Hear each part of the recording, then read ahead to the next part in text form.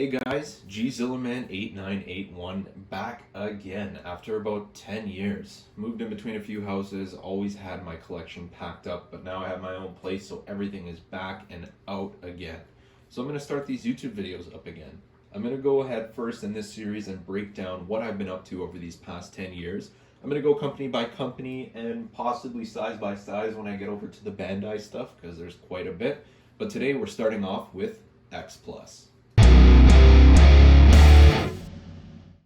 So for my X+ collection, I'm going to be breaking it down into the pre-2007, post-2007 X+ collectibles, as there's two different types.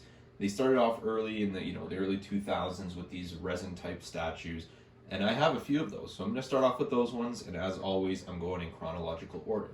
So first up is this guy right here. There goes his tail. That's one of the first big problems that were with these X+ models here. This here is the Godzilla 1955 from Godzilla Raids Again. It sits about 13 inches tall, and this guy was released in 2001 if I remember correctly. This statue here, like I said, is all resin, and all the X+ models that back in the day used to come with a base. This piece here actually had another connection point, which you can see at the bottom here, which would allow you to connect up with Anguirus. I never ended up finding Anguirus, and I never really tried that hard, as I was really big into just collecting Godzillas alone. But let me give you a closer look at this guy. He is removable from the base, so I'll grab that tail, connect it back to his butt, where most of the X+ figures are connected. Great detail on these guys, and at the time, in the early 2000s when I was a kid, these were the best quality figures, I guess I could find at the time. I don't know if there's anything better, maybe some of those kits that they used to have, but these were just all I used to hunt after. And he sticks onto his little stand just like this through a foot peg. And there he is. Next up in the pre-2007 models, I have this guy here. This is the Godzilla 1964. Hefty guy, quite heavy. He is also a resin model, like I said, and he was released around 2001, I believe, if I remember correctly. This guy here is just a standard sculpt. There's no removable pieces, as you can see here. It's just one straight resin cast. As for the detail, at the time I thought this was, a really great 1964. Comparing it to modern day renditions, nowhere close. But there's still some pretty decent detail if you look into his head here, into his eyes. He's got kind of that mopey face and, a bit of a bad connection line there. But like the other one, he came on a base, a quite heavy base. This is a solid cast piece of resin. And it's mimicking the first scene for where he first battles Mothra in that movie. Same way as the other one, is connected by a foot peg. Let's put this guy back up on here. And there he is. Next up in my pre-2007 X+ collection is this guy.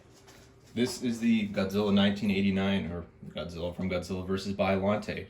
This guy came out in, I believe it was 2004, and when I first saw this as a kid, I want to say it was a magazine, I lost my mind. I had to have this figure, so I hunted and hunted and hunted until I found it. I remember bringing him home the first day and taking him out of the box. I was like, wow, this is the pinnacle of Godzillas. There's no better representation of this guy. And to be honest, I don't think there was at the time. He was a little bit chunkier on the face, but still an absolute great figure in its entirety. If I take him off the stand here, he is a little bit loose, and this guy likes to always fall off. Let me take him off the stand.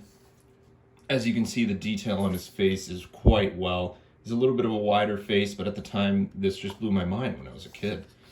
The spine work is really good, and the tail does disconnect like a butt connector. I'm not going to take it out of the way because it is quite a pain to put that back in there. He's assembled and held down with a foot peg, just like the other ones, and he drops into his stand, which is just a broken kind of ground stature with a few cracks in it. And he has the little Biollante arm to go with it, like that.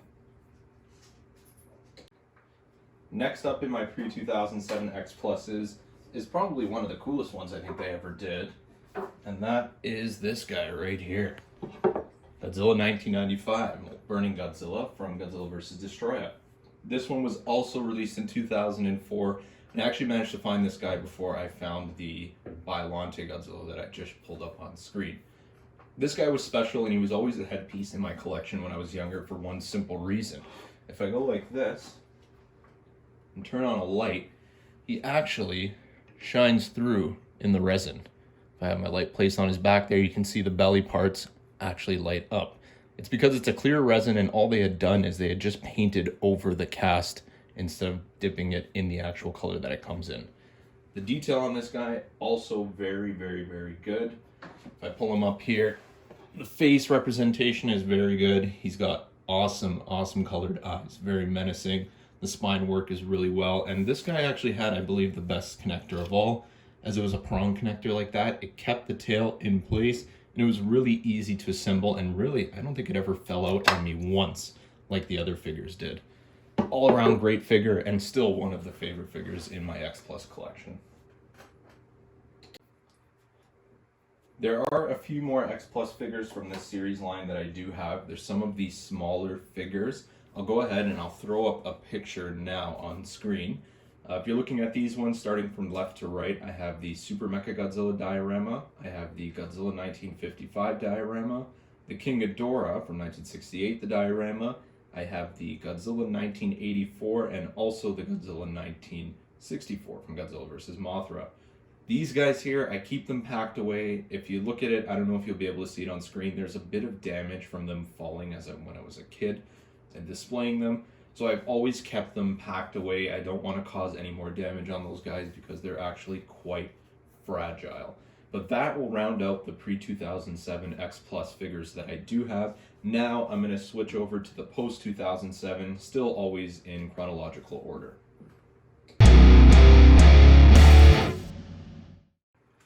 Up next on my post-2007 X Plus collectors, this is the first guy here, again in chronological order, the Yuji Sakai Godzilla 1984. This is the Shinjuku battle, and it is the R.I.C version.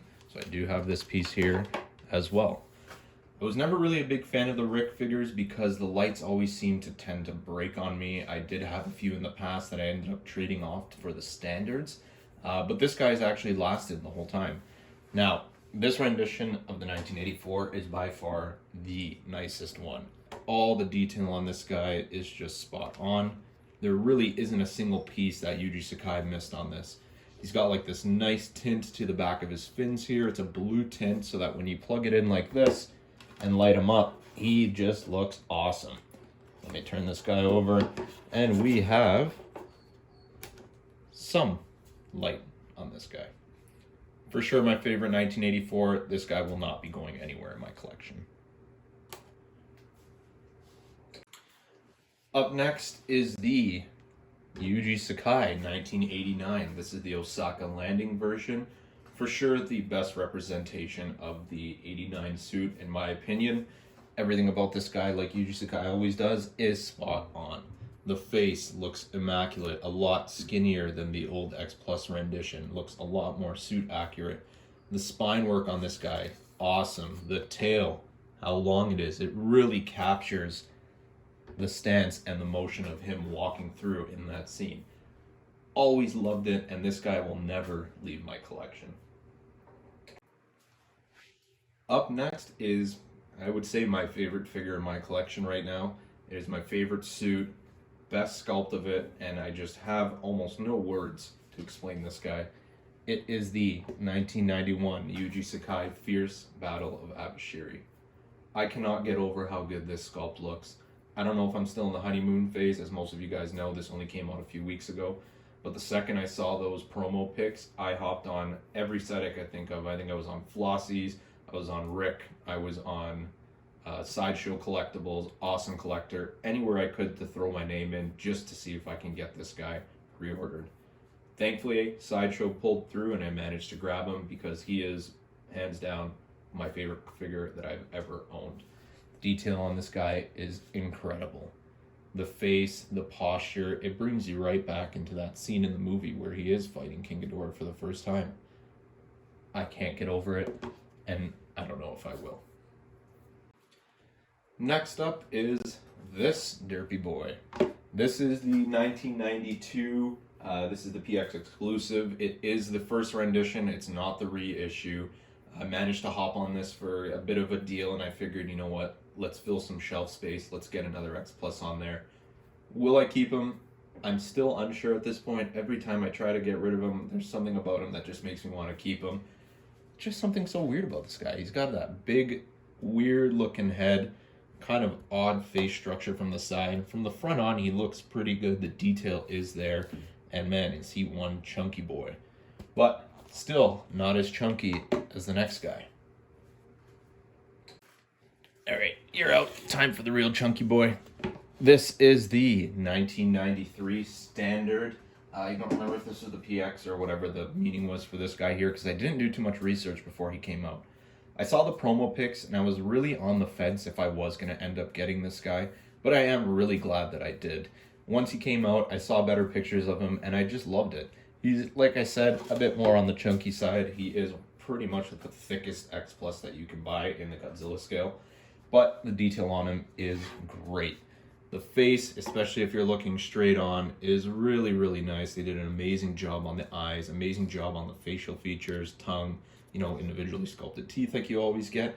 And not only that, the pose that he's in is quite nice. You get that kind of menacing roar feeling from him. It's also nice that his tail isn't, 30 feet long like all the other Yuji Sakai models. So it's a nice breath of fresh air on my shelf, and he fits in perfectly. Next up is the first X Plus I bought in the post-2007 X Plus series, and it's also the reason why I'm so addicted to collecting these guys today. I have way too many on order, I bought way too many, and I am so sorry to my girlfriend. This is the PX exclusive, I believe, Godzilla 2000. Second I pulled this guy out of the box after so much time waiting on X Plus figures, I was blown away. I cannot believe the detail in these modern day X Plus figures, and that's the reason why I'm buying so many right now. This 2000 is amazing. The detail on this guy, the figure accuracy or the suit accuracy is incredible. The colors, the spines along his back, all the individually sculpted spines. I cannot believe that these were where X Plus was in the modern day. I have some of the other high-end Bandais as well for the Godzilla 2000, as it is one of my favorite suits, but this one, like I said, just blows all of them out of the water. One of the staples in my collection, and I can never see this guy going. Next up on my post-2007 collectibles is this guy. This is the Large Monster Series Godzilla 2002. When I first saw the promo pics for this guy, I wasn't quite sure if I was going to get him. As it got closer to the end of the pre-order deadline, I'm like, you know what? I don't have a 2002. Can't find that Yuji Sakai anywhere for a decent price. Let me get him. Let me fill up my collection, as the 2002 is one of my favorite suits as well. This guy here, after I unpacked him, I was quite happy that I ended up going with him. Other than maybe his face dead on, it does look a little weird. I know some people mod it to close his mouth. The figure accuracy is quite well. A lot of the work they did on the back here is really, really nice. Again, all these individually sculpted spikes, the detail along the side of his tail, and also, the spine work as well. It is a really nice figure, and contrary to what most people say, it is worth the money that it is. You're not looking at something super expensive like that 91 there. You're not looking at something super expensive like some of the more modern ones. It's still a good guy, and he still has a place in my collection, and will probably have it for a long time. Up next is my final post-2007 X Plus collectible. This is actually also the only foe that I have in the Godzilla line. Had to move the camera back a little bit for this guy because he is big. This is the Large Monster Series Destroyah. I saw this guy when the promo pics first came out for the pre-orders, and I really wanted him. I just did not have the funds at the time. I was finishing up university, things were tight. But thankfully to Facebook, a few months ago, I found a killer deal on him that I could just not skip out on. Other than King Ghidorah, Destroyah is probably my second favorite foe in the Godzilla series. There's just something about him. He's so menacing. I always thought all the spikes and all that stuff as a kid were so cool. And I mean, look at this guy. What's there not to love? The detail on this is incredible. At the time, I had one of the Bandai Premium series. I think it was the DX line. I'll grab here. Destroyers, and at the time I thought, wow, look at the detail on this guy. But man, X Plus just blows that away. I could not believe it when I opened the box. Not only the detail, but the size of this guy.